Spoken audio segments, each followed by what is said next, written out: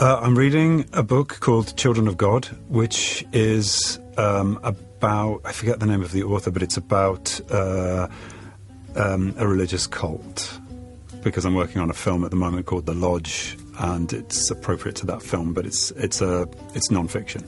Yeah, it is kind of fascinating, and it sort of taps into, Scientology and other broader cults and more narrow-minded cults, and it's just interesting to see, again, through the eyes of a woman, and through the suppression, usually of the female, which sustains the cult for some reason. Because of the work that I've done today, I'm going to choose 5 literary characters. So I'm going to say Angela Carter, Margaret Atwood, Virginia Woolf, Simone de Beauvoir, and Charlotte Bronte, and the cook and the butler is going to be Sigmund Freud. Living inside a book. I'm going to pick an Angela Carter book. I'm going to say The Company of Wolves, just because it's so prominent in my head for today.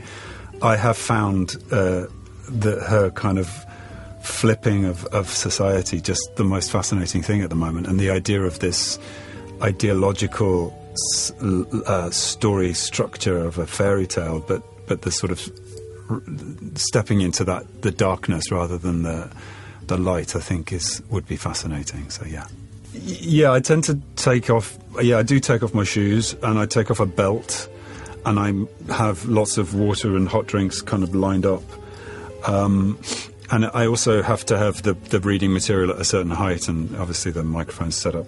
The air conditioning needs to be off. That's about it. The child of Ian McKellen and Stephen Fry, I think, would make the most incredible voice. But Ian McKellen had a very magnetic voice. You could be in a room full of people, and if he was speaking, your ear would just focus on what he was saying. He just has a very gentle tone, but it's quite unique and remarkable. So, men's downhill Super G. Just because it looks amazing. Just because it's like super fast, and or the ski cross. It's not been in the Olympics that long, but it's when there's 4 skiers race each other, and they nearly take each other out. Yeah, no, I'm definitely a downhill skier, but if I'd started maybe 20 years ago, I could probably be there, but no. Maybe I've done one today. I would probably say I'd like to do Merlin, actually. Okay. And I would do Merlin as Ian McKellen. Or the fox from Pinocchio. Audiobooks that I would recommend. I would definitely recommend what we read today, the Angela Carter.